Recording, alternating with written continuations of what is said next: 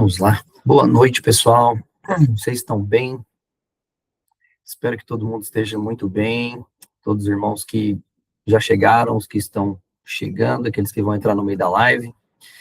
Hoje nós estamos retornando com as nossas aulas de discipulando às segundas-feiras, onde a gente tira algum momento para discipular as pessoas, para ensinar um pouco daquilo que a gente conhece da Bíblia, compartilhar conhecimento. Isso é muito importante. E hoje a gente vai começar uma nova série. Essa série, eu não sei quantas aulas serão, mas acredito que não serão muitas. Mas é uma série que eu estava bastante animado para compartilhar com todos vocês, que é a série sobre a ceia, né? Tem muitas pessoas que chamam de Santa Ceia. Eu não gosto muito desse termo, Santa Ceia, mas respeito quem usa. Nós vamos falar um pouco sobre isso hoje. E vamos lá, vamos começar orando, depois eu quero compartilhar o material aqui, e todos sejam muito bem-vindos. Vamos orar. Jesus, nós chamamos, Senhor, obrigado pelo seu amor, obrigado pela tua graça, obrigado pela oportunidade que o Senhor nos deu de estarmos aqui, de aprendermos a tua palavra, de sermos discipulados pelo Senhor.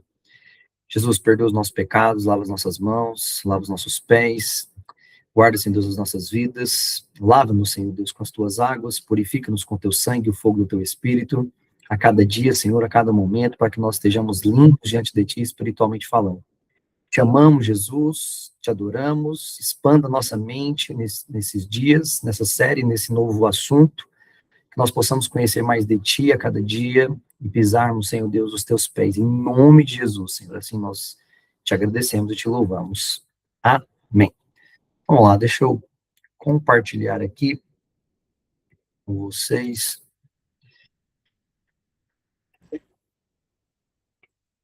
o nosso material.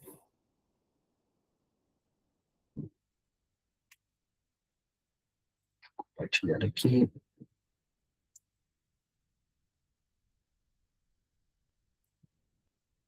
Acredito que vocês já estão vendo.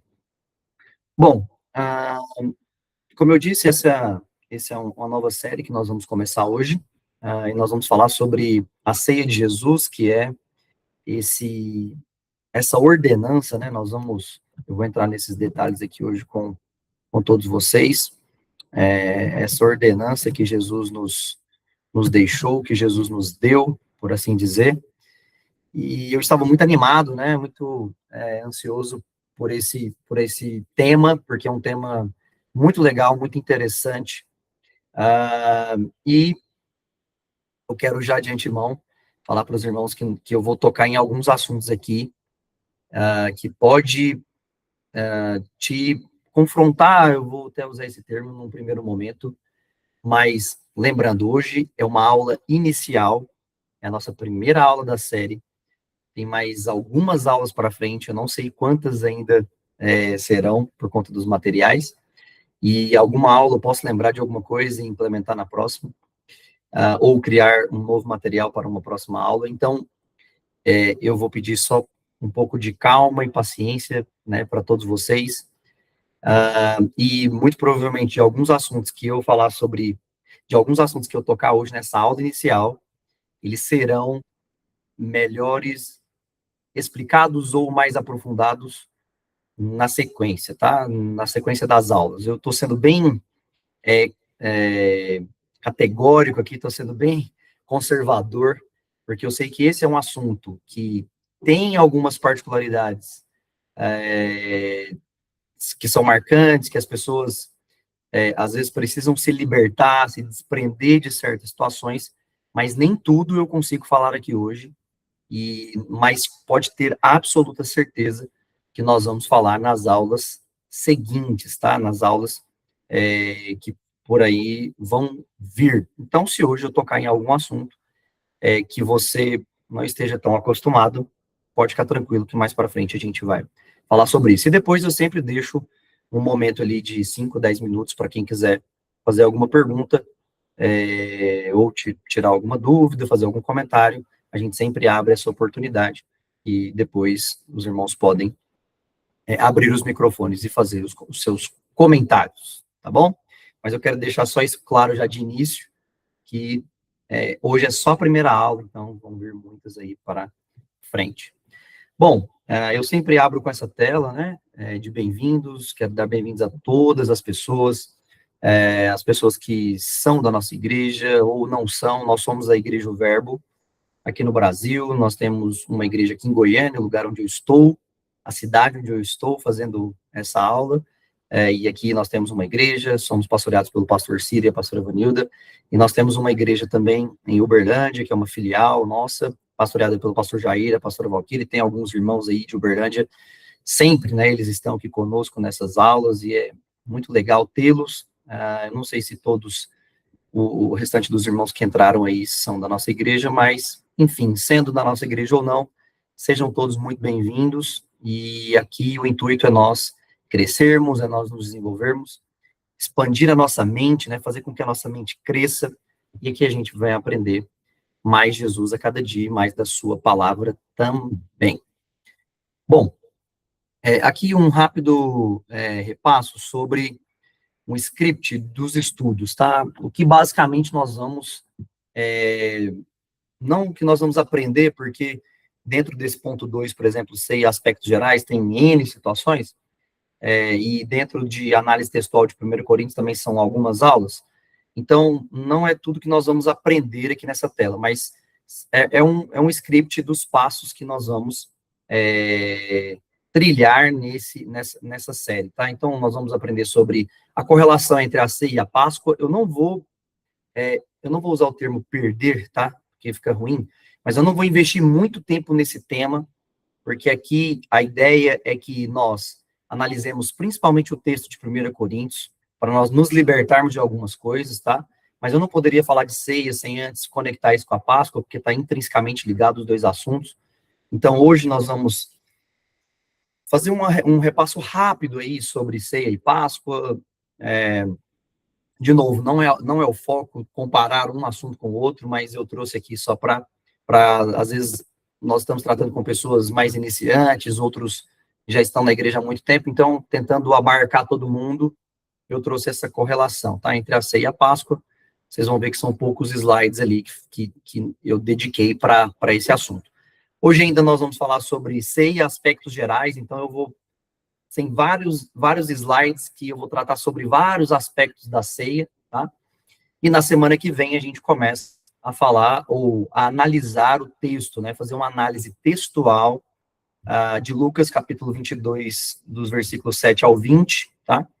E provavelmente daqui umas 2 ou 3, acredito que daqui 2 segundas-feiras, a gente já entre na análise textual, tá, de 1 Coríntios, capítulo 11, versículo 17 a 34, tá, fazer uma exegese principalmente de 1 Coríntios, que é um texto que nós temos que tomar muito cuidado, senão a gente começa a ter compreensões daquilo que a Bíblia não está dizendo, tá? E eu sempre vou fazer, quando a gente vai fazer uma exegese desse texto, eu vou fazer uma correlação com os evangelhos, porque é nos evangelhos que Jesus institui a ceia, não é em 1 Coríntios, e vocês vão me ouvir falando isso em diversos momentos aqui do estudo de hoje, quem sabe, mas a partir da próxima semana, principalmente, eu vou sempre falar sobre isso, tá? Então, aqui tem um script daquilo que nós vamos passar e um pouco daquilo que nós vamos aprender, tá bom?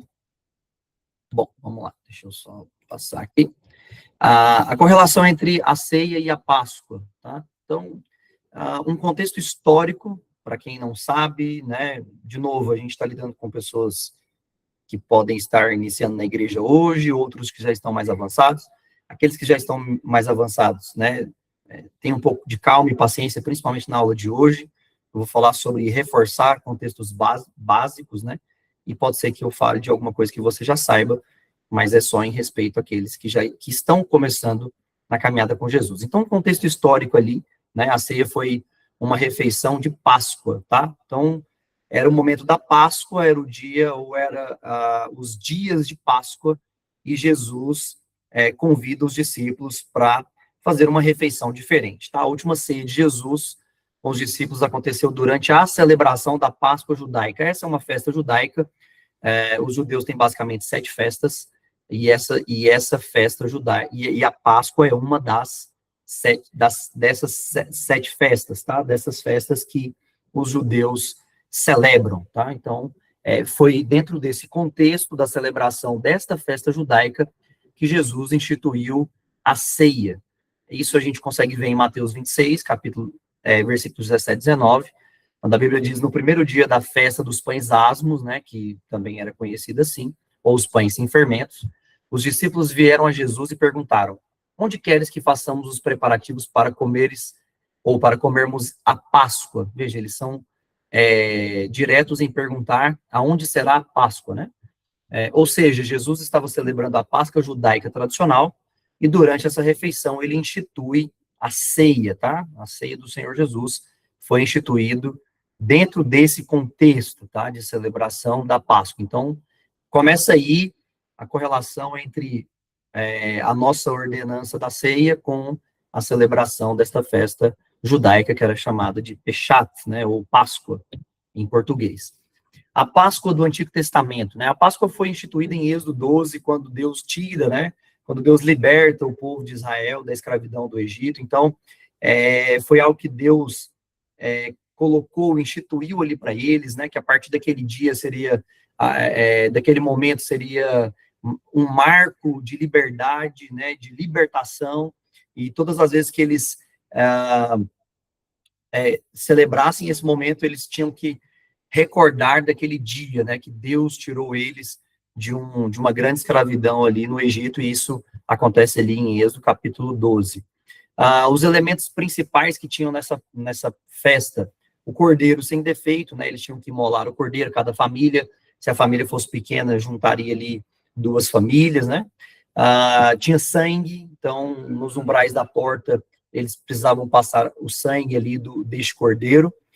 O anjo da morte, né, passava por cima de cada casa, e também um elemento ali principal, houve ali a libertação da escravidão, tá? Então, esses são alguns elementos principais ali sobre a Páscoa. E em Êxodo, capítulo 12, versículo 13, Deus, essa é uma palavra direta de Deus, né, para eles, que quando né, no caso Deus, vira o sangue nos umbrais da porta, ele ia passar pela casa, ele passava por eles, e não haveria morte dos primogênitos ali naquela casa, né? Toda a casa que tivesse feito e obedecido a ordem de matar o cordeiro, derramar o seu sangue e passar o sangue nos umbrais da porta, o anjo da morte passaria por cima daquela casa e, vendo o sangue, livraria eles da morte, né? E essa foi uma palavra dada de ordem para o povo de Deus, de Israel, naquele momento, e os egípcios não usufruíram, né, dessa graça, vamos dizer assim,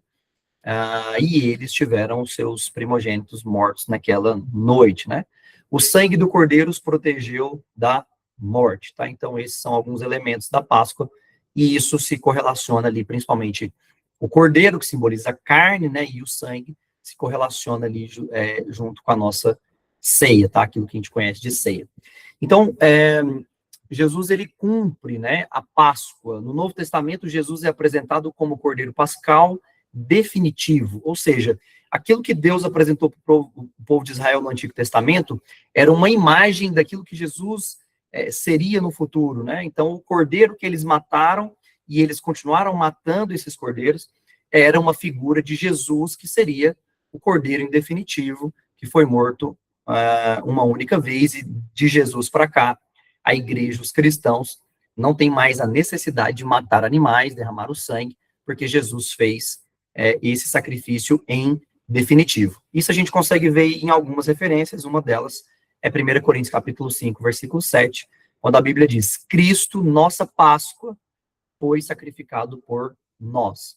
Veja de novo a relação entre Cristo e a Páscoa, né, e claro, entre o tema que nós vamos tratar aqui, que é a ceia, e essa festa da Páscoa. Ou seja, a Páscoa do Antigo Testamento tinha um cordeiro sem defeito, e no Novo Testamento, né, isso se cumprindo em Cristo, Jesus foi, ou era, ou não tem pecado. Então, cordeiro sem defeito, Jesus sem pecado.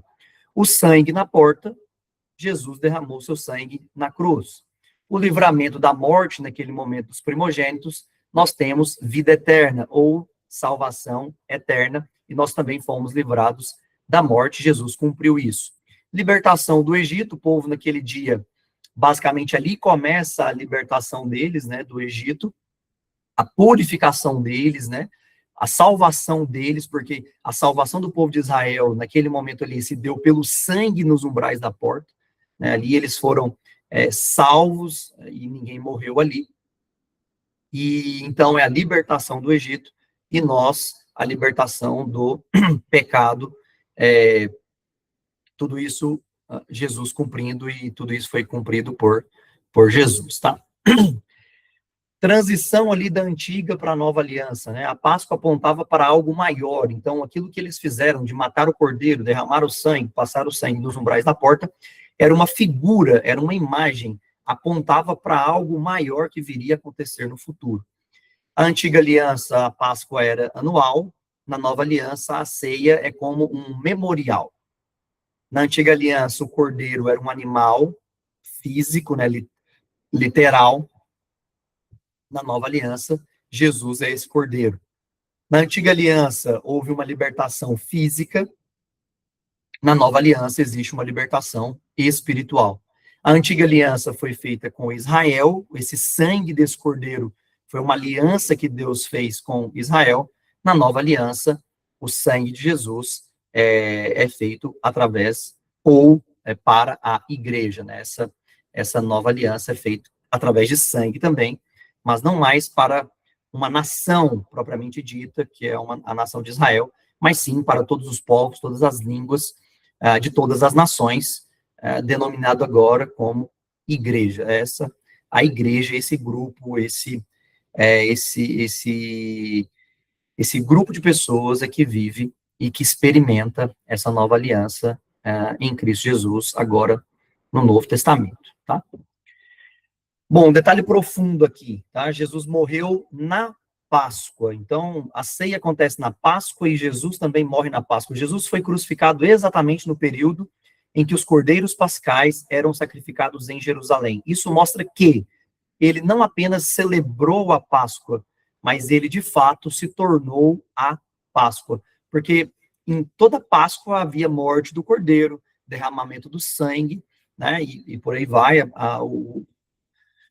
todo o ritual para purificação, e Jesus, como nosso cordeiro, ele morre exatamente nesse período, nesses dias de Páscoa, é que Jesus morre, e ali fechando o elo, né, fechando esse ciclo de que ele é o nosso cordeiro, derramou seu sangue, e dali para frente já não havia mais necessidade de haver morte de animais físicos, porque Jesus se tornou o nosso cordeiro, né? Vamos dizer assim, ele é o nosso cordeiro pascal.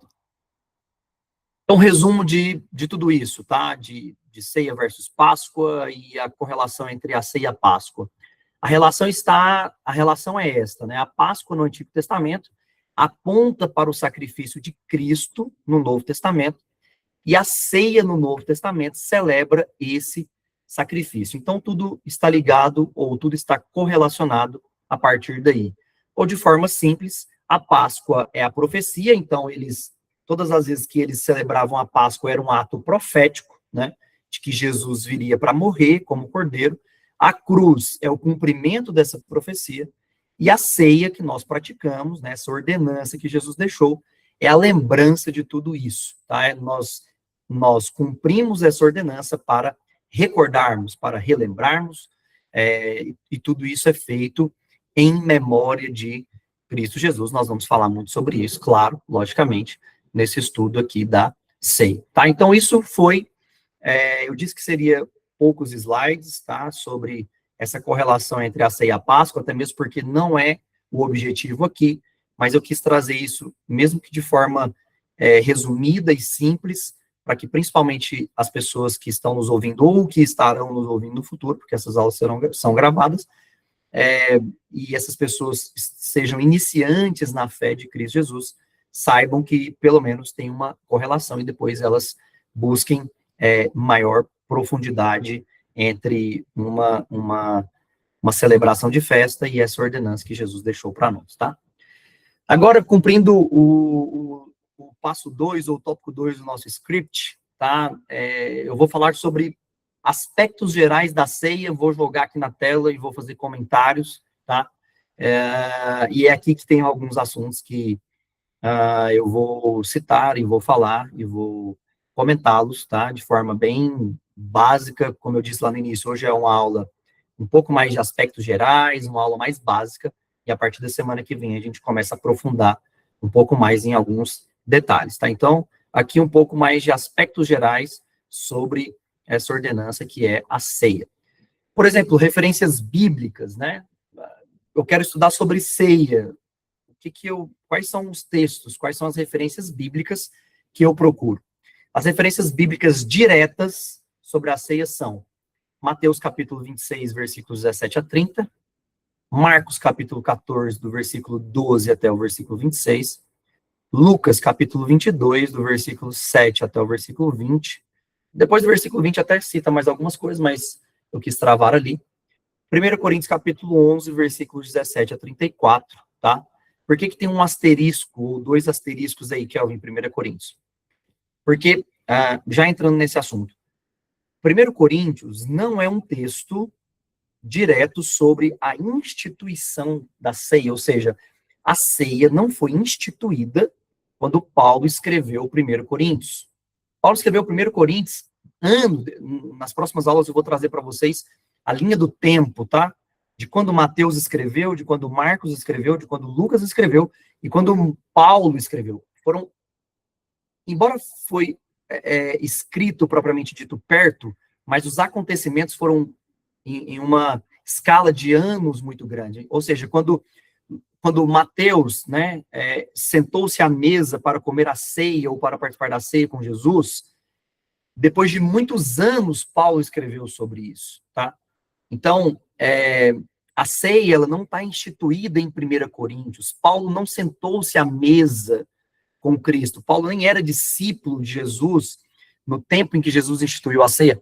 Paulo, ele foi contemporâneo de Jesus, mas historicamente, quando você vai estudar sobre isso, dizem-se as histórias, os historiadores e os livros de contexto histórico, que Paulo ainda era uma criança, tá? E Jesus já estava iniciando o seu ministério. Eles foram contemporâneos, mas não necessariamente na mesma idade. Então, o que eu estou querendo dizer para vocês é que o texto de Mateus, Marcos e Lucas registra a instituição, o dia ou o primeiro dia que Jesus falou sobre isso. Quando Paulo escreve, são anos depois desse acontecimento, tá? Nós vamos chegar lá em 1 Coríntios capítulo 11, vamos falar um pouco mais sobre isso, mas guardem isso, tá? Por isso que eu coloquei asteriscos aí nesta referência. E João, né? João também cita, mas ele não trata de detalhes, ele não cita, não é que ele não cita diretamente, ele cita alguns momentos da ceia, mas da forma que Mateus, Marcos e Lucas aborda, né, trazendo detalhes de o que aconteceu antes, o que aconteceu no momento da ceia, o que aconteceu depois. João não entra muito nesses detalhes, tá? Em João capítulo 6, nós também temos uma referência que cita alguns momentos da ceia, mas não é uma referência direta acerca da instituição dessa ordenança. Mas é um texto muito importante para quando você, né, querer falar sobre isso, estudar sobre isso, é muito importante você também trazer para a sua mesa de estudos João capítulo 6 e tentar encaixá-lo ali, porque tem alguns detalhes que são importantes ali que João revela, tá? E por que Lucas está em negrito? Porque Lucas é o texto que eu escolhi para nós trabalharmos, tá? A instituição da ceia. Não faria sentido ficar lendo Mateus, Marcos e Lucas, sendo que eles falam basicamente a mesma coisa. E por que eu escolhi Lucas? Porque Lucas é um evangelho onde tem mais detalhes e riqueza de detalhes do que Mateus e Marcos, em vários aspectos, não só, e em vários assuntos, não só o assunto da ceia. Lucas, ele foi mais detalhista, né? Você consegue ver isso no capítulo 1 do evangelho de Lucas. Lucas era um médico, e ele foi pago, ele foi designado para fazer todo o levantamento em detalhes, tá? Por um homem. Ele foi contratado para buscar informações e em riqueza de detalhes acerca de Jesus, e é por isso que ele traz mais detalhes do que Mateus, por exemplo, que andou com Jesus, né? Mas Lucas, ele fez entrevistas, né? Isso está bem claro ali no evangelho dele. Então, quando eu vou estudar algumas coisas nos evangelhos, eu Esse é um princípio meu, é um critério meu, né? Eu parto geralmente do Evangelho de Lucas, para depois buscarem outros evangelhos, porque Lucas geralmente, se não em todas, em quase todas as situações, ele vai ser mais detalhista, tá? Então, Lucas 22, 7 a 20, será o texto que nós vamos estudar na próxima semana, e depois que nós terminarmos de passar por Lucas, eu não vou fazer uma exegese tão aprofundada de Lucas, mas em 1 Coríntios, nós vamos dedicar bastante, porque esse é um texto que a gente precisa entender muitos detalhes para que a gente não se perca nesse tema, ok? Bom, o que é ceia, né? Ceia trata-se de uma refeição, tá? Geralmente a última refeição do dia. Então, veja, Jesus sentou-se, ou Jesus mandou preparar a Páscoa, e a Páscoa era comida, eles comiam a Páscoa, né? A Páscoa é bem diferente do que a gente está acostumado, tá, pessoal? Do coelhinho da Páscoa, dos chocolates. A Páscoa judaica, ela é totalmente diferente, não tem nada a ver com isso. Então, a Páscoa era um momento de comer, tá? Sacrificavam-se animais, e eles comiam juntos. Por isso que Jesus fala para eles, olha, vai e prepare a Páscoa. Desejei comer essa Páscoa com vocês. Então, a Páscoa, no momento da Páscoa, tinha comida, e depois que eles comem, tá? Na mesa, Jesus ceia. E ceia nada mais é do que uma refeição, tá? Ou uma pequena refeição, melhor dizendo, né?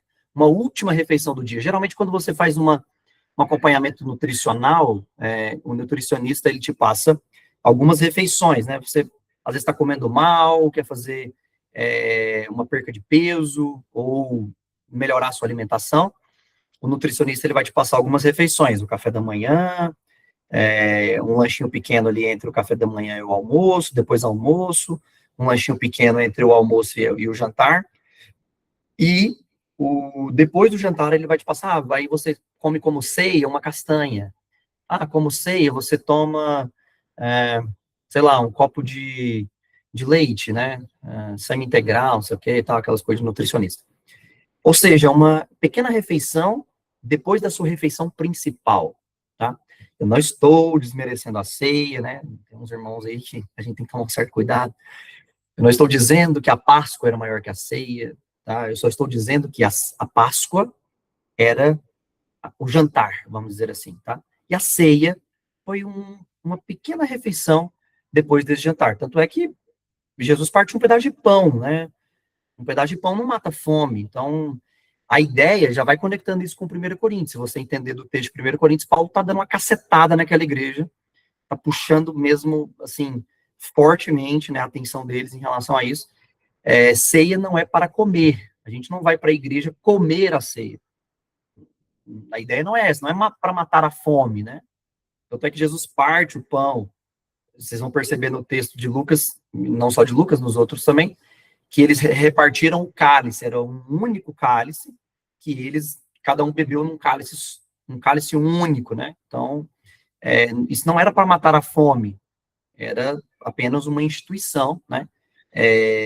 De algo que veio para, propriamente, vamos dizer assim, para substituir essa questão da Páscoa, né? Porque não ia haver mais necessidade de matar o cordeiro e derramar o seu sangue, porque Jesus ia morrer logo na sequência, né? Derramar o sangue dele.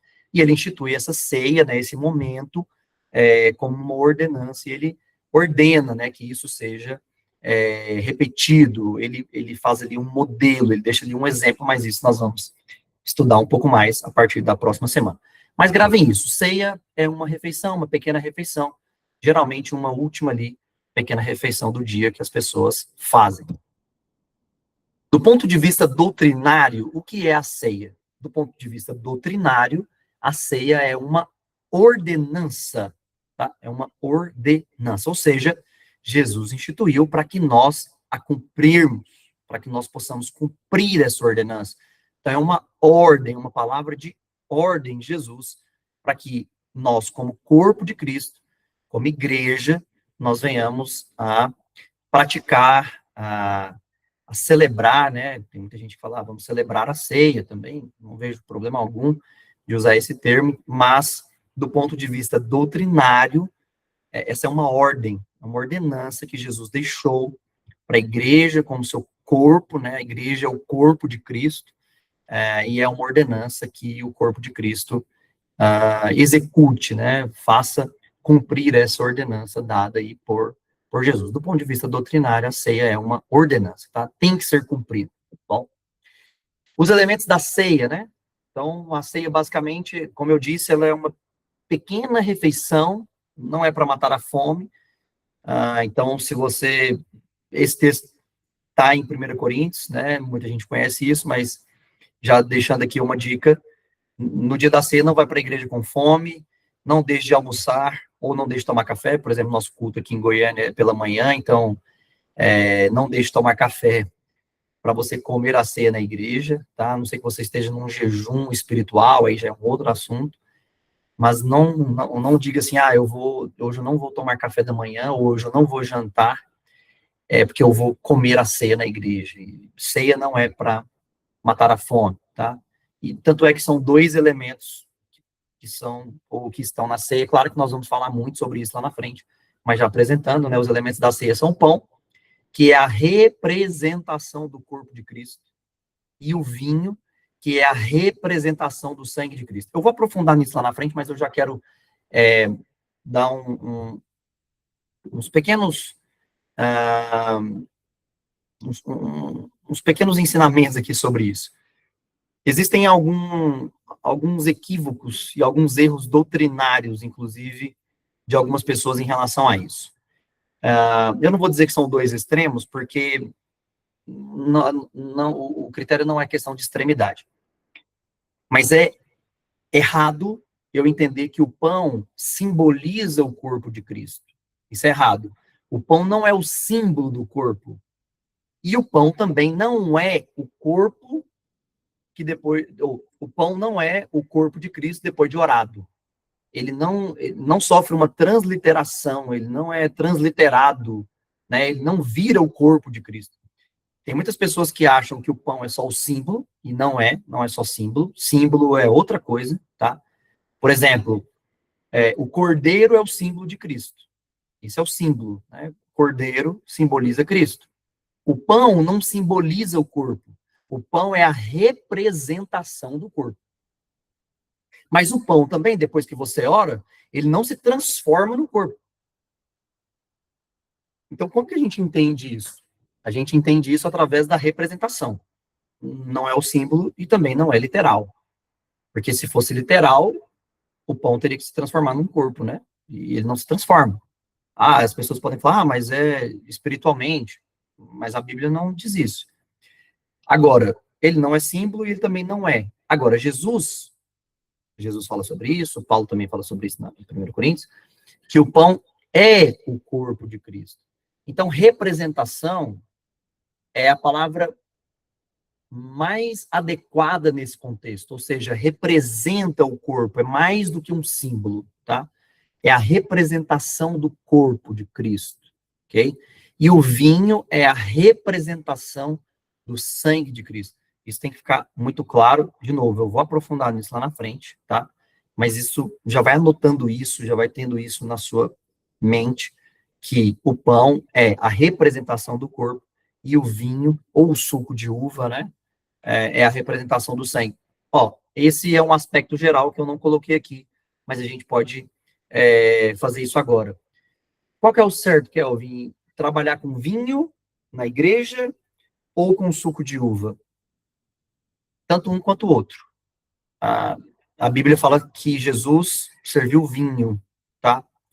E vinho de hoje, de antigamente, tem um teor alcoólico. É claro que existem vinhos que é inserido álcool, mas o vinho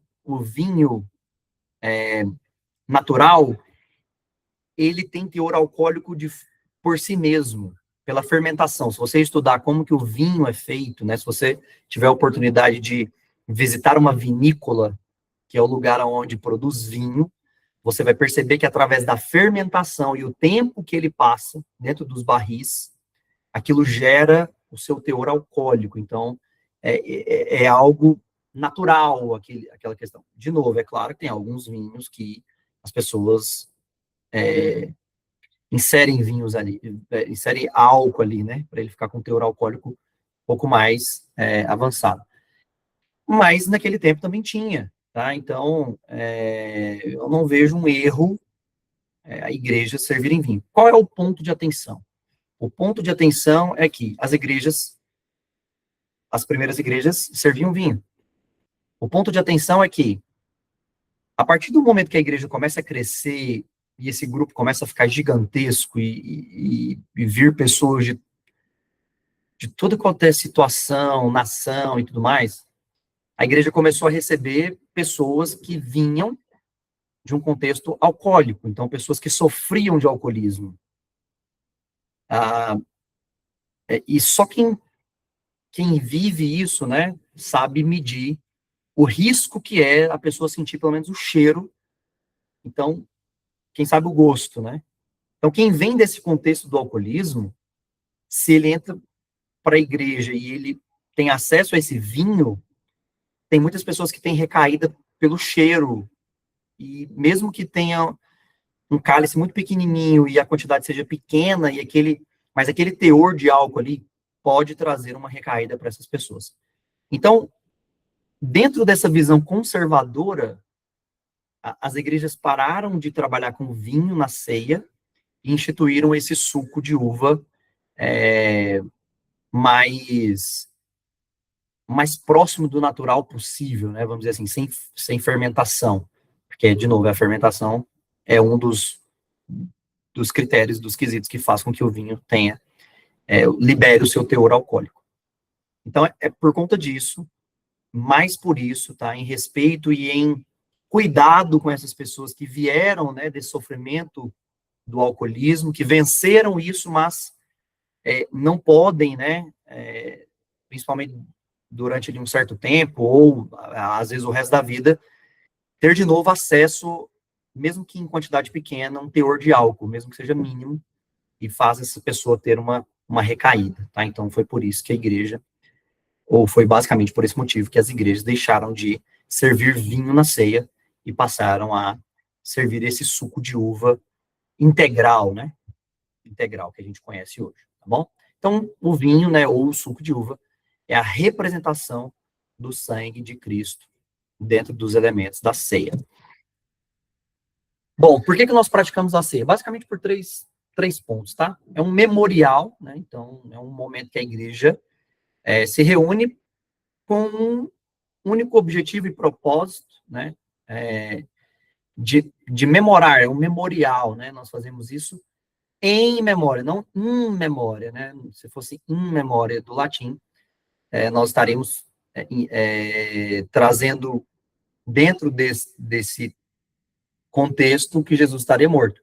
Mas não é in memoriam, é em memória, né? Nós relembramos, é para reativar a nossa memória, nossa lembrança, quanto ou acerca do sofrimento, da morte, e principalmente, né, a segunda vinda de Cristo, porque o apóstolo Paulo, ele diz isso lá na carta de 1 Coríntios, né, que a igreja deve fazer isso até que Cristo venha. Então, não necessariamente é só no dia de ceia que nós devemos lembrar que Jesus vai vir pela segunda vez, mas é principalmente no dia da ceia que nós, se eu posso assim dizer, é um ato profético, né, vamos dizer assim, é um ato profético que a igreja faz, que ela está lembrando que Jesus vai voltar, né, mas nós também lembramos do sofrimento, da morte, da crucificação, que Jesus derramou o sangue dele ali, que, de novo, o pão representa o corpo, né, e a carne de Jesus, e o vinho representa o seu sangue, então está intrinsecamente ligado e conectado com o sofrimento, a morte, o derramamento de sangue, né, rasgando a pele de Jesus, seu corpo, e nós praticamos a ceia em memória, basicamente, desses três fatores. O sofrimento de Jesus, a morte dele, e proclamamos, né, a sua vinda, né, a sua segunda vinda. Bom, esse é um ponto aqui, ou um dos pontos, né, que às vezes a gente pode ter certas situações. A ceia santa, né, tem muita gente que fala santa ceia. Eu estou falando de forma particular, tá?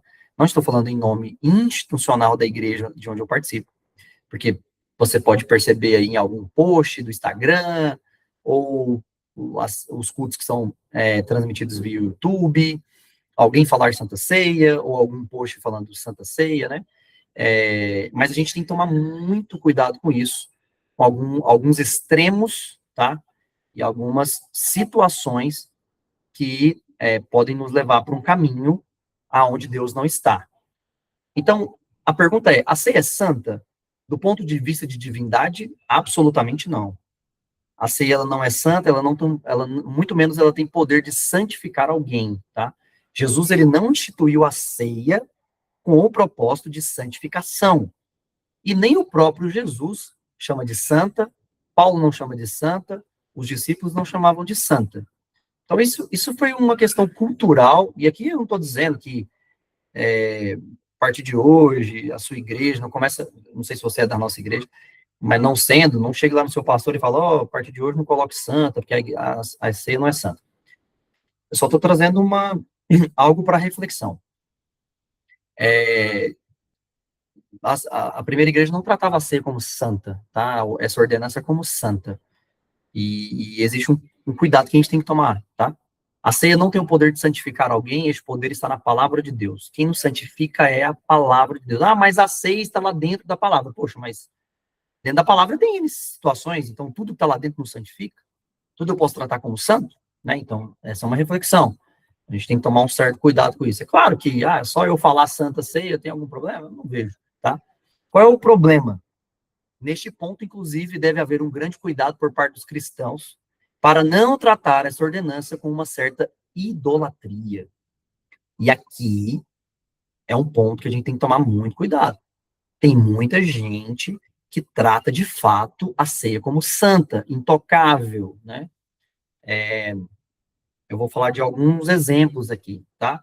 O primeiro deles está na linha de baixo. Algumas pessoas fazem de tudo, todo tipo de pecado, mas nunca na semana da Santa Ceia. Tem muita gente que acha que a semana que antecede a ceia é a semana da santificação. Se eu tenho uma batalha espiritual contra certo tipo de pecado, contra certo tipo de vício, principalmente, não, a semana da ceia eu não posso, a semana da ceia eu não posso pecar isso, meu Deus, me ajuda. Essa é a semana de ceia, domingo tem ceia na igreja, é a Santa Ceia, eu não posso pecar. Passou a ceia, agora eu estou liberado para pecar, eu vou pensar nisso só no próximo mês, porque a ceia é só no próximo mês, e aí tá tudo tranquilo, agora eu posso viver minha vida aqui mais de boa, tranquilão, porque passou, a ceia passou, Deus não me matou, não morri dentro da igreja, então, ótimo, perfeito, maravilhoso, vamos lá. Então, as pessoas começam a tratar a ceia como santo, como algo que traz santificação e algo que temeroso, né? Dadas algumas situações que ocorreram ao longo, na verdade, pouquíssimas, se a gente for olhar, né?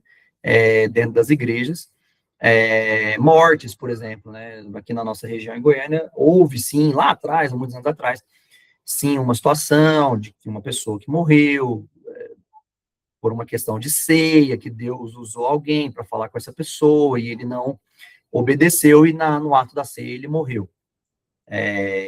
Só que isso, irmãos, a gente não pode pegar esses exemplos e tratar como uma doutrina bíblica, né? Eu não posso pegar um ato que aconteceu ao longo da história da igreja, e, de novo, a igreja tem mais de 2.000 anos, ou 2.000 anos, quase, né, vamos dizer ali, porque Jesus morre em 2033, ali, basicamente, 2032, 33, ou em 33, perdão, 32, 33. Então, a gente está quase chegando a 2.000 anos ali do marco da história da igreja. A gente não pode pegar fatos isolados e tratar isso como uma doutrina bíblica, tá? Porque dentro da Bíblia a gente não vê história de alguém que morreu tomando ceia, ou porque estava em pecado, isso, aquilo, que um dos próximos assuntos ali. Então a gente tem que tomar muito cuidado com essa questão de como tratar a ceia, né? E às vezes chegar num nível de idolatria. Eu posso faltar todos os cultos da igreja, exceto o culto da ceia. No culto da ceia, eu não posso faltar, eu tenho que estar lá, eu não posso viajar, eu não posso isso, aquilo, porque eu tenho que estar no culto da ceia. Os outros, qualquer culto, tudo igual, domingo que vem tem, então a gente tem que tomar muito cuidado. E o outro lado também é verdadeiro. Tratar a ceia como algo qualquer. Hoje é ceia, semana que vem tem de novo, ou mês que vem tem de novo, então, tanto faz, né? A gente tem que tomar muito cuidado com esses dois extremos, tá? Por exemplo, um exemplo que acontece mais e não tem base bíblica para isso, tá, irmãos? Eu não vou dizer que eu sou contra ou a favor, mas, por exemplo, pessoas que, por algum motivo, eles não participam da ceia no domingo, né? A maioria das igrejas praticam a ceia no domingo, e aí no próximo culto, sei lá, terça, quarta, quinta, não sei qual é o culto aí da sua igreja, nós temos o culto aqui na nossa igreja no dia de quarta. Faça um grupinho ali das pessoas que não participaram da ceia, e aí tem que servir a ceia porque aquela pessoa não estava. Ah, mas qual é o sentido disso? A Bíblia não instrui isso. Não tem nenhum versículo na Bíblia que fala, olha, aqueles que não participaram da ceia no dia da reunião, favor servi-lo no próximo serviço espiritual, ou no próximo encontro espiritual, na próxima reunião espiritual. A Bíblia não tem texto que fala sobre isso. Isso é uma prática que iniciou-se dentro de algumas igrejas, não sei se são todas, e as pessoas tomaram isso como uma verdade. Então, porque o fulano estava trabalhando, então ele não pôde vir. Irmãos, normal, ele vai estar trabalhando em outro culto, então ele vai ter que, tudo que aconteceu num outro culto que não foi ceia, vai ter que necessariamente fazer com aquele irmão. Então, eu não vejo base bíblica para isso. De novo, começa a levar o lado da ceia para um lado de idolatria, algo que é santo demais, que eu não posso perder de forma alguma. Porque o irmão estava doente. Também acontece, vai acontecer com alguém. Né? Então, assim, de novo, se a sua igreja, a sua denominação pratica isso, né? Ok, eu não estou aqui. Cada igreja tem a sua estrutura e suas regras, né? Mas isso não está na Bíblia, tá? Isso são regras que são criadas ou culturas que vão sendo implementadas dentro de igrejas, e às vezes as pessoas tomam isso como uma verdade bíblica, mas não é, tá? Então, não tem problema algum, nenhuma igreja estará errada por não servir a ceia para você no próximo culto, porque você não pôde ir à ceia, tá? Então, isso é muito complicado. E tem muita gente que às vezes não vai no culto de ceia porque estava no shopping, porque acordou tarde, porque não estava afim, e ali no próximo culto alguém tem que se dedicar para servir a ceia para aquela pessoa, né? Alguém tem que trabalhar ali, ficar até depois do horário, porque alguém não veio à ceia. Então, é algo que a gente precisa refletir, né? A gente precisa pensar sobre isso e ver se essas coisas estão dentro da Bíblia ou é só uma questão de regra ou de cultura que foi implantado dentro da igreja onde eu estou, mas isso não tem na Bíblia, tá? Não existe essa destinação dentro da Bíblia. E se eu for lembrando de algumas outras situações, eu vou comentando com vocês, ok? Então, esses são alguns pontos aí sobre a questão da santificação da ceia, ou da Santa Ceia, né? A ceia deve ser em qual frequência, né? Então, de quanto em quanto tempo, Kelvin, tem que haver o culto de ceia? A Bíblia não tem uma citação direta a esse respeito, né? Não existe lá na Bíblia dizendo o seguinte, Jesus não falou assim, e aí, a partir de agora, que eu estou ensinando vocês a ceia, façam isso semanalmente, façam isso mensalmente, façam isso diariamente. Jesus praticou apenas uma vez com seus discípulos, mas deixou como modelo, exemplo, a ser praticado, tá? Porque Jesus só praticou uma vez, nós vamos praticar também só uma vez? Não, ele disse que essa era uma ordenança. E se é uma ordenança, é para ser praticado, tá? Pelo seu corpo, pela sua igreja. Paulo diz, quando vos reunis, né? Mas não é tão claro que seria em todas as vezes que nós nos reunimos. Tá? Paulo fala usa esse termo lá em 1 Coríntios, capítulo 11, nós vamos passar por esse texto, os irmãos vão perceber. Isso pode ser entendido como todas as vezes que reunis para este propósito, né? Paulo pode estar dizendo isso. Quando vos reunis para este propósito? Mas deveria estar escrito então, né? Sim, não, né? Então a gente tem que fazer uma análise textual, tá?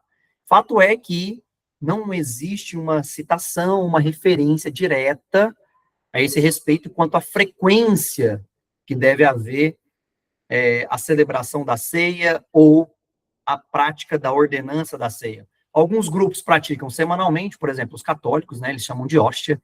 Então, se tiver alguém aí no grupo que já foi, ou já foi praticante católico, né, ou tem conhecidos aí da prática católica, vão entender bem o que eu estou dizendo. Eles praticam semanalmente, todas as vezes que eles se reúnem, no dia do descanso, que é o dia de domingo, eles servem a hóstia e eles praticam ali a ceia semanalmente. Alguns grupos, ou a grande maioria dos grupos, praticam mensalmente, né? É uma questão também que eu sou bem reflexivo com isso, né?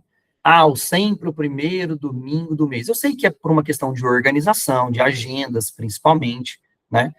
Mas isso, quando a gente trava isso mensalmente, o primeiro culto, o primeiro domingo do mês, é daí que as pessoas começam a puxar assim, ó. Eu posso participar, eu posso perder qualquer culto, mas o primeiro culto, o primeiro domingo de cada mês, eu não posso perder. Experimenta, eu não sei se tem algum pastor aqui de igreja, né, congregacional, me ouvindo, pode até ter, mas se você tem essa prática do primeiro domingo do mês sempre ser ceia, experimenta deixar um domingo, o primeiro só experimenta assim, esse próximo domingo você não faz a ceia, e você percebe o que vai acontecer, tá? Muitas pessoas vão falar assim, uai, pastor, mas eu vim para a igreja cortar ceia, não vai ter ceia? Não, mas se não tivesse a ceia, eu não teria vindo, né? Eu tinha outro compromisso. Uai, mas por quê? Né? A pergunta é essa, por quê? Por que a ceia tem que ser tratada com esse pedestal todo? Né? Eu também não estou falando que ela tem que ser menosprezada, a ideia não é essa. Mas é uma balança que a gente precisa equilibrar, né? Tem pessoas que vão ter esse tipo de atitude, né? Então, aí que a gente começa a ensinar as pessoas. Olha, nem é 8, nem 80, né? Tem algumas pessoas que nos acompanham fora do Brasil, né? Então, aqui a gente tem esse ditado. Ou é 8, ou é 80, a gente não pode tratar a ceia dessa forma, tá? Tem que ser algo mediano ali, né? Então, experimenta às vezes, né, fazer isso. Tem alguns grupos que fazem isso de forma trimestral, tem grupos que não têm frequência. Por exemplo, dentro da rede de igrejas da Christ Gospel no mundo, tem pastores que não têm a ceia fixada. Busca-se a vontade de Deus em oração e fala, esse mês a ceia vai ser tal dia. Passa 2, 3 meses, 4 meses, fala, olha, próximo domingo é dia de ceia. Eu não vejo errado também, de novo, porque Jesus não instituiu a frequência que isso deve acontecer, tá? Mas lá em Apocalipse a Bíblia diz que o fruto da árvore da vida produz um fruto, produz 12 frutos, um para cada mês. Isso não tem nada a ver com ceia, né? Mas ao longo da história de algumas igrejas, pegaram-se isso para falar, então um fruto por mês, então é uma ceia por mês. Aquele texto nada tem a ver com ceia. Mas pode pegar como referência? Pode, mas não falar que aquilo lá está falando de ceia, que a ceia tem que ser mensal por causa daquele texto, está biblicamente incorreto, tá? Porque aquele texto, de novo, nada tem a ver com ceia ali. Aquilo ali é sobre frutificação. Os frutos que o cristão deve produzir, que são 12 frutos, tem nada a ver com ceia aquilo ali. São frutos que nós, como cristãos, precisamos produzir, tá? E tem alguns grupos ali que praticam anualmente, né? Aqui de cabeça eu me lembro dos irmãos da igreja da congregação cristã no Brasil. Então, eles praticam a ceia uma vez por ano, tá? Semanalmente, Kelvin, o que você acha? Semanalmente eu acho uma frequência alta, tá? De organização que você tem. E também não tem que fazer todo um ritual, às vezes a gente está muito acostumado. É legal, não estou falando que é ruim. As pessoas estão acostumadas com um ritual grande demais, 40 minutos para ministrar a ceia, mesa e tudo, aquilo fica muito bonito, fica maravilhoso mesmo. E um ritual que tem que ter isso, tem que ter aquilo. Não necessariamente, tá? Então, semanalmente seria um pouco mais complicado, e anualmente eu acho muito longo. Então, acho que esse é algo que a gente tem que, uma ordenança que a gente tem que cumprir para relembrar sofrimento, morte, principalmente proclamar a vinda de Jesus, anualmente eu acho uma frequência alta, né? Um mensal e um trimestral, ou pelo menos 4 vezes no ano, que daria ali o trimestre, né? Uma vez a cada trimestre, eu acho que seria o ideal. Por exemplo, não está anotado aqui como aspectos gerais, mas eu vou entrar nesse assunto, né? vou encaixar ele aqui dentro dessa questão da frequência. O ritual da ceia, né? Tem muita gente que acha que tem que ser assim. Não pode ter, não pode faltar aqui, não pode faltar aqui, não pode faltar aqui. Irmãos, o Jesus tem sim, claro, o modo operandi da ceia, ele reparte o cálice, né? Ele reparte o cálice. Ah, se eles beberam o cálice, eu não sei, mas ele reparte do cálice primeiro. Ah, não, mas ele falou para tomar do pão, mas veja que antes ele falou para repartir o cálice. Aí depois ele toma o cálice na sua mão, né, e fala que este é o cálice do Novo Testamento do meu sangue. Então, e tinha só um cálice também, eram 12, eram poucas pessoas, né, então tinha um certo ritual ali, mas vamos pegar que eles comeram primeiro, depois beberam, certo, tem um certo modo operandi ali. Mas ali não tem falando, por exemplo, que eles comeram pão, cantaram um hino, ajoelharam, oraram, levantaram, oraram pelo cálice, tomaram o cálice, ajoelharam, oraram. Não tem isso. De novo, isso é uma cultura que foi sendo criada dentro das igrejas. Aí tem muita gente que vai em outras igrejas e olha e fala assim, nossa, que blasfêmia, eles nem ajoelharam para orar pelo pão. Mas isso não tem na Bíblia.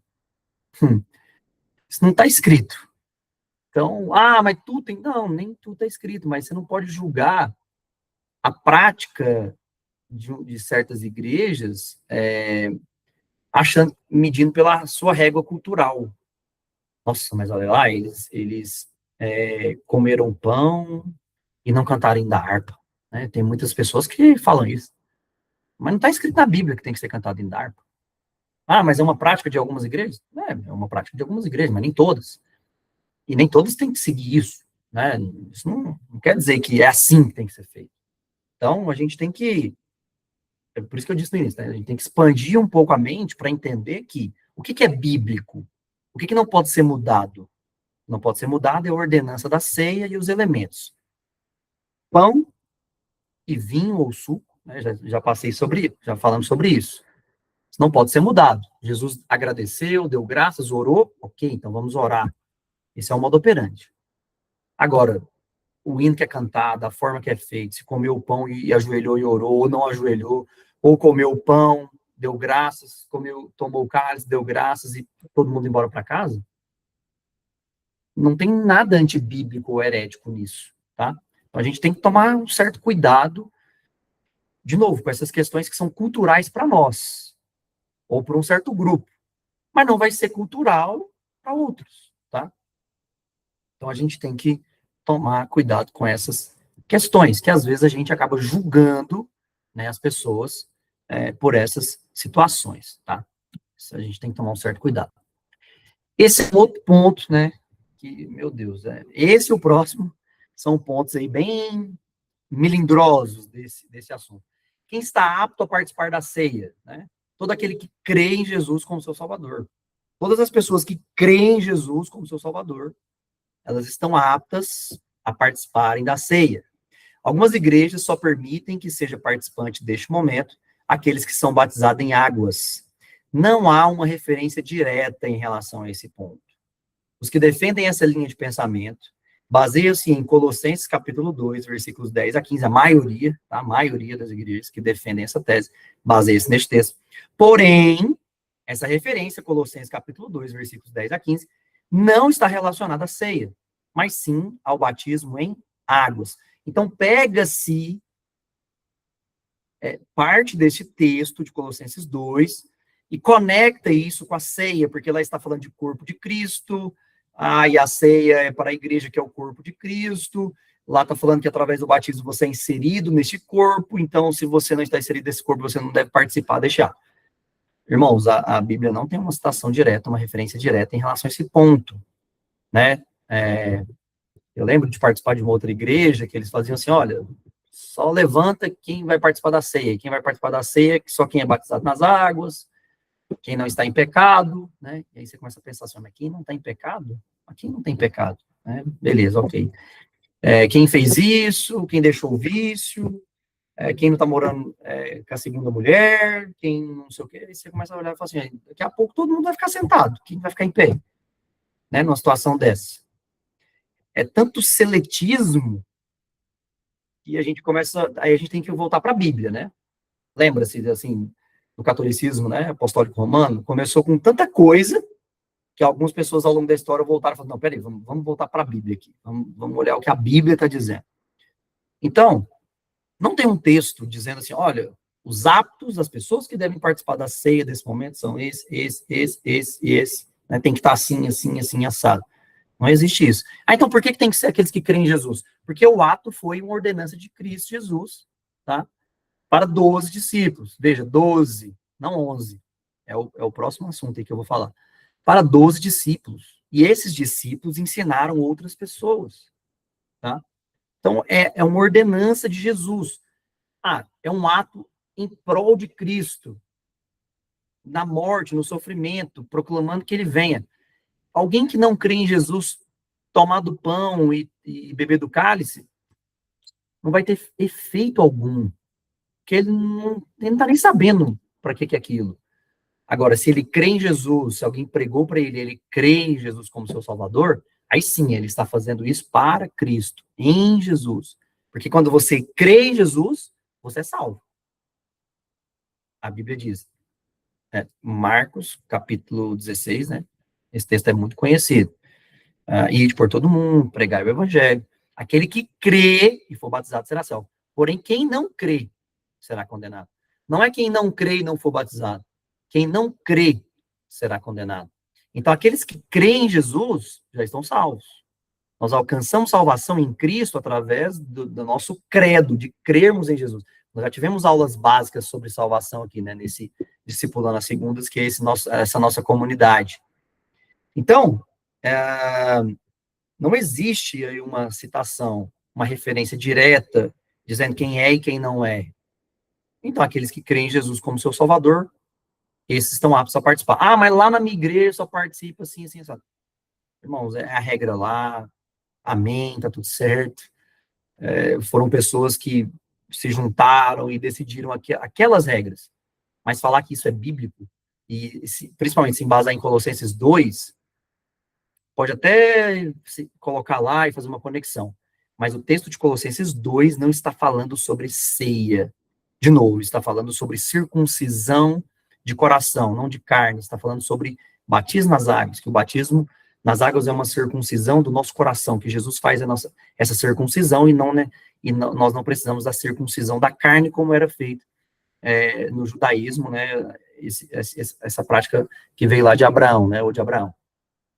Então, esse texto nada tem a ver, nada está falando sobre ceia, tá?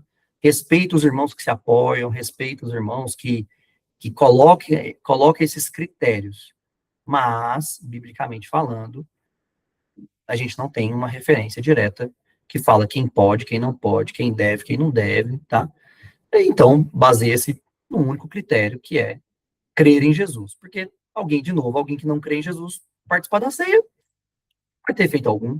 Ele não sabe nem quem é Jesus, ele não entregou a vida dele para Cristo, então, por que ele está fazendo isso por Jesus, né? Ou para Jesus, então, ou em memória de Jesus? Ele não sabe nem quem é, ele não participa, né, de Cristo, de Jesus, então, esse, basicamente, é o critério que você tem, tá? E a questão do pecado. Aí a questão do pecado é outro ponto aí que a gente precisa analisar. E quem está em pecado pode participar da ceia? Essa pergunta, ela é respondida com outras perguntas. Por exemplo, quantos estavam com Cristo na mesa da ceia? Quantos discípulos Jesus tinha? 12. Quantos estavam com ele no momento da ceia? 12. Ok. Judas Iscariotes estava com Jesus no momento da ceia? Bom, se Jesus estava com os 12, Jesus tinha 12. Judas era um dos 12, logo, Judas estava sentado com Cristo no momento da ceia. Terceira pergunta, Judas já havia pecado ou não? Essa é a pergunta-chave de todas essas desse slide. E para isso eu tenho um texto bíblico, é lógico, né? Para falar sobre uma coisa dessa aqui. E, de novo, isso aqui nós vamos falar muito, tá? Principalmente no texto de 1 Coríntios, que é onde tem muitas pessoas que fazem uma confusão ali, tá? Deixa de fazer uma exegese. Sabe o que é exegese? Exegese é uma análise profunda do texto, analisando vários fatores. Isso é fazer uma exegese do texto. E tem textos, ou todos os textos da Bíblia, são necessárias usar esse tipo de técnica, tá? Para que você consiga extrair do texto as verdades absolutas que ali estão. Então, Judas já havia pecado, nós temos que partir desses raciocínios para entender sobre essa questão, tá? Quem está em pecado pode participar da ceia ou não? Porque eu já ouvi inúmeras vezes o ministro da ceia, o pastor, o obreiro, o irmão, tal, falar, ó, quem está em pecado, senta. Então, irmão, tem que sentar todo mundo, né? Porque é uma questão que não está, assim, é difícil, né, de falar sobre isso, né? Aí podem ter pessoas que falam, mas existe pecados e pecados. A Bíblia faz distinção apenas do pecado para a morte, né? Essa, de fato, o João fala que esse não precisa nem orar, que é o pecado para a morte, nas suas cartas lá, de 1º, 2º, 3º João. João fala sobre isso, essa questão do pecado da morte.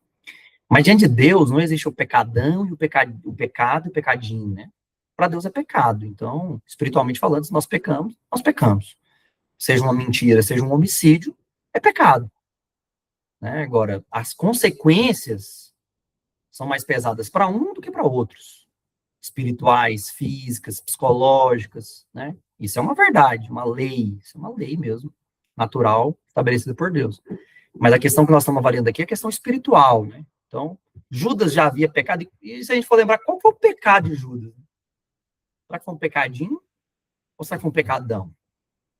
Trair o próprio Filho de Deus, né? O próprio Jesus diz, ai daquele, né, que vier a traição, né? Ai daquele, esse texto está aqui, para nós analisarmos juntos. Então, vamos analisar isso. Esse é o texto de Lucas, tá? Capítulo 22, que é o texto lá que eu escolhi. E eu vou ler aqui a partir do versículo 1. A festa dos pães sem fermento, ou os pães asmos, chamada Páscoa, estava se aproximando. Deixa eu até pegar aqui a minha caneta. Peraí. Cadê? Aqui, peraí. Deixa eu pegar minha caneta para fazer algumas marcações aqui com vocês. Então, deixa eu só tirar isso aqui da tela. Que coisa. Agora vai. Quando chegou o momento... Opa, perdão. Eu acabei voltando aqui uma tela, né? A festa dos pães sem fermento, chamada Páscoa, estava se aproximando. E os chefes dos sacerdotes e mestres da lei procuravam um meio para matar Jesus. Veja, os sacerdotes, os chefes dos sacerdotes e os mestres da lei. Essas eram as pessoas que queriam matar Jesus, né? Procurava uma forma de encurralá-lo, de matá-lo, de acusá-lo e tudo mais. Todavia, tinha um grande receio do povo, né? Então, como Jesus sempre andava com uma multidão muito grande, e Jesus fez inúmeros milagres, maravilhas e coisas para muitas pessoas, eles tinham receio ali de matar Jesus e o povo se virar contra eles. Versículo 3. Então Satanás entrou em Judas. Isso é conhecido como possesso, né? Ele ficou possesso do diabo. Chamado Iscariotes, que foram um dos 12 discípulos. Versículo 4. E Judas negociou com eles como lhes poderia entregar Jesus. Ou seja, Judas chegou e falou, olha, vocês estão procurando matá-lo, eu sei como entregá-lo nas suas mãos, sem ter muito alvoroço, sem as pessoas se voltarem contra vocês. A proposta muito os satisfez. Quem? Os sacerdotes e os mestres da lei. E acordaram em lhe dar dinheiro, tá? Pagar Judas por ele, para esse favor, né? Para esse favorzinho, entre aspas, aí. Judas aceitou e ficou aguardando uma oportunidade. Quando a multidão não estivesse ao redor de Jesus, para então entregá-lo sem tumulto. Finalmente chegou o dia dos pães sem fermento, ou a tal da festa da Páscoa, né? No qual devia ser sacrificado o cordeiro pascal. Falamos sobre isso lá nos primeiros slides, na correlação entre ceia e Páscoa. Então Jesus enviou Pedro e João, recomendando: ide preparar-nos a Páscoa para que a ceiemos juntos, ou a comemos juntos, tá? Em algumas traduções diz comer juntos. Então, um resumo rápido aqui. A ceia não tinha sido instituída ainda, Jesus ainda vai instituir a ceia, só que antes da ceia a Bíblia já está dizendo, em Lucas, tá? Lucas 22, que Satanás já tinha entrado em Judas, Judas já tinha negociado, já tinha vendido, ou já tinha negociado a venda de Jesus, já tinha tratado ali o preço que seria, e ele aceitou, né, a proposta que foi dada para ele, ou seja, ele já tinha concordado com a traição, ele já tinha traído Jesus aqui, ele já tinha negociado como que ia ser feito as coisas, ele já tinha descido para o coração, já tinha sido manifestado, então ele já tinha pecado diante de Deus. Já tinha pecado, porque ele já tinha traído, ele já tinha negociado todas as coisas, tá? E aí a Bíblia diz no versículo 7 que finalmente chegou, sim, o dia dos pães sem fermento, ou a festa da Páscoa, né? E aí se dará os eventos seguintes. Quais são eles? Quando chegou, versículo 14, tá? Do versículo 7 até o versículo 14 tem toda a preparação da mesa, Pedro e João encontrando o homem lá, do cântaro na cabeça, que emprestou o sótão lá, o sobradinho para fazer tudo. Então eu pulei essa parte. Quando chegou o momento, Jesus e seus discípulos se reclinaram à mesa. Veja, Jesus e os seus discípulos. A Bíblia não diz que, quando chegou o momento, Jesus olhou para os 11 e disse: sentem-se à mesa comigo e Judas, por favor, retire-se da sala. Ou Judas, por favor, não participe desse momento. Ou Judas, você está impedido de participar desse momento porque você já me traiu. A Bíblia não diz isso.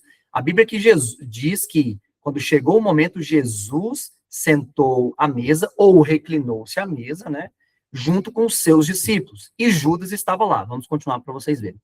Então, ele lhes revelou: tenho desejado ansiosamente comer convosco essa Páscoa, antes da hora do meu sofrimento, pois vos afirmo que não a comerei novamente até que ela se cumpra no reino de Deus. E havendo pegado um cálice, ele deu graças e ordenou: tomai do cálice e partilhai entre vós. Aquilo que eu disse lá atrás, ó, tomai do cálice e partilhai entre vós. O cálice começou a ser partilhado, porque era um único cálice, tá?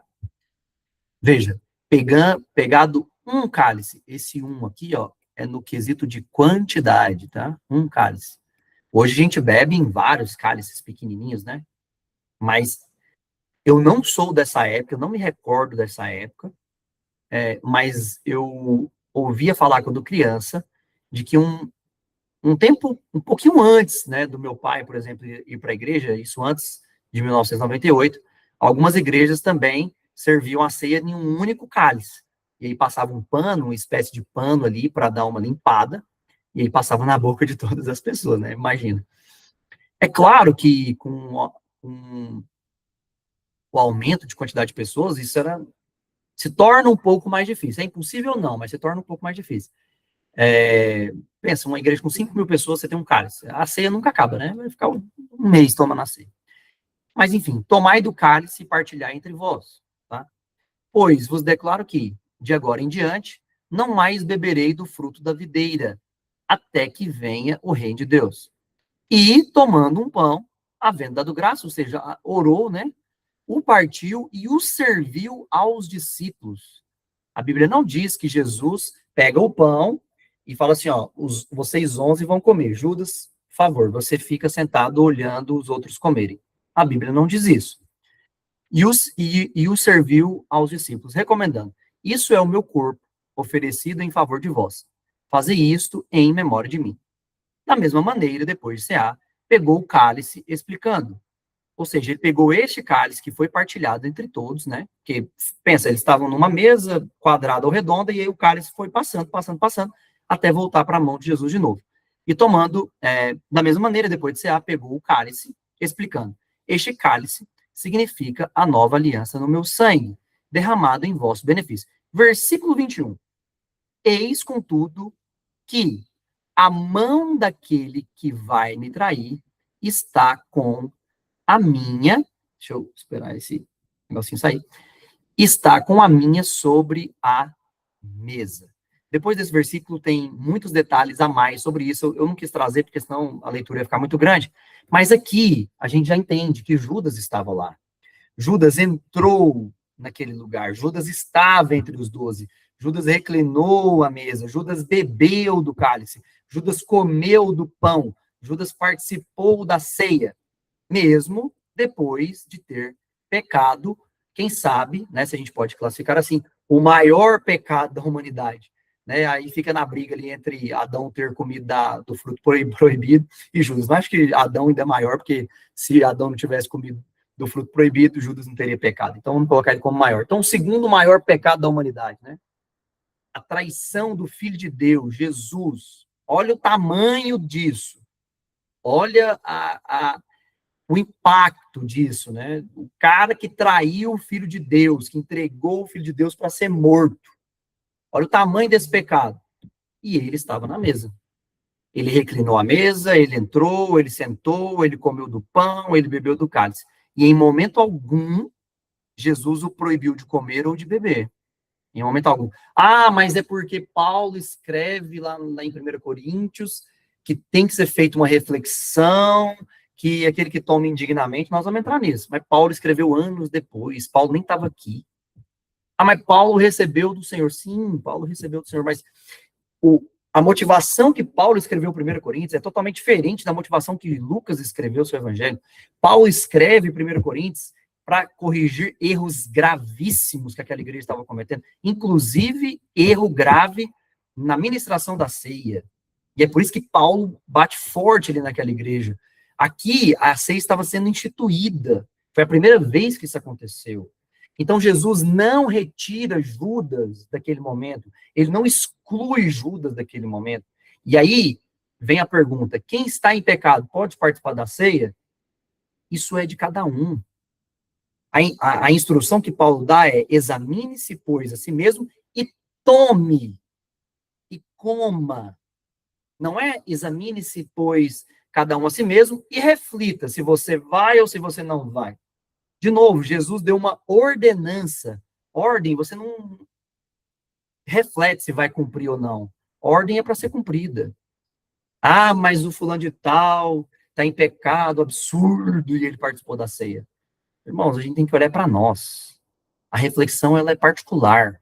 Se o irmão está tomando ou se não está tomando, é uma questão dele, individual, é ele Deus. Ah, mas eu vi o pastor fulano de tal, fiquei com o olho aberto, mãe da ceia, e o pastor fulano de tal não ceiou. Aí tem pecado, pode investigar, que aí tem erro. Irmãos, a gente está num estudo aqui, principalmente na igreja de Goiânia, e esse estudo vai chegar na igreja de Uberlândia, aqui na nossa igreja, sobre as 10 nações, né?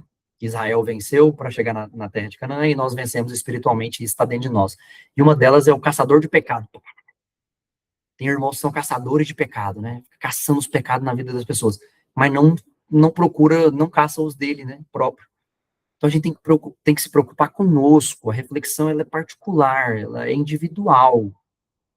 Se o irmão falando de tal está em pecado ou se não está em pecado, isso é uma questão dele. Ah, mas o pastor tem que proibir o irmão de participar da ceia. O pastor não pode deixar isso acontecer.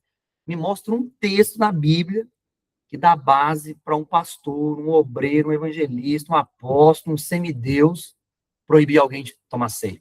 Não existe, irmão, não existe na Bíblia inteira, nem no texto de 1 Coríntios. Jesus dando poderes para alguém chegar e falar assim, ó, você pode ou você não pode. Você pode tomar ceia daqui 3 meses. Não, você só daqui 2 semanas. Não, você só daqui 1 ano. Não tem isso na Bíblia, irmãos. De novo, são culturas que vão sendo criadas e regras dentro de igrejas, instituições, denominações, mas isso não quer dizer que seja uma regra para todos. Não existe um texto na Bíblia que fala sobre isso. Paulo fala sobre uma reflexão interna. Ah, aquele que bebe indignamente. Tem que interpretar esse texto corretamente. Tem que saber o que é indignamente. Tem que saber o que Paulo está falando ali, tá? Mas isso está mais para frente. Só estou dando aqui alguns spoilers, né, para os irmãos participarem das aulas. Mas veja que Judas estava lá. Judas sentou-se na mesa. Veja, o próprio Jesus diz. Aqui são palavras de Jesus, versículo 21. Eis, contudo, que a mão daquele que vai me trair está com a minha sobre a mesa.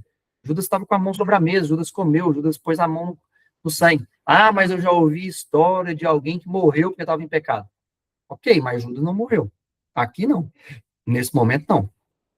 Então, a gente não pode pegar essas histórias, essas questões, e eu não estou duvidando da história, não, pode ser que seja verdade mesmo, mas não pode pegar essas histórias e tratar isso como uma doutrina bíblica, senão morria gente todo domingo, primeiro domingo de mês, que a maioria das igrejas fazem assim, né, a ceia, Ou dentro das igrejas católicas morria gente toda semana. Dentro das igrejas evangélicas, a maioria que faz a ceia primeiro domingo de mês, morria todo mundo. A ceia, irmãos, é para tomar, não para ficar com medo de tomar. E muito, por que um dos pontos que eu sou a favor de ler na ceia o texto de Lucas, ou de Mateus, ou de Marcos, né, que instituiu a ceia, e não 1 Coríntios? Porque o texto de 1 Coríntios foi usado muitos anos para dar medo nas pessoas.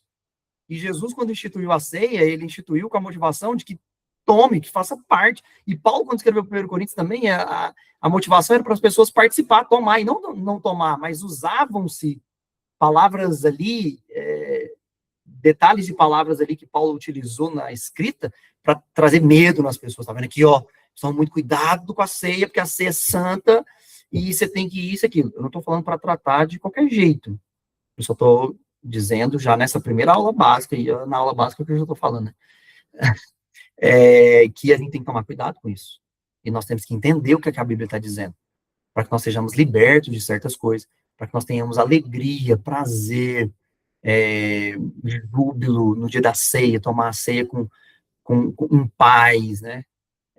Com amor, com prazer. Porque essa é uma ordenança que Jesus deixou para a igreja. Amém? Vamos orar para nós finalizarmos?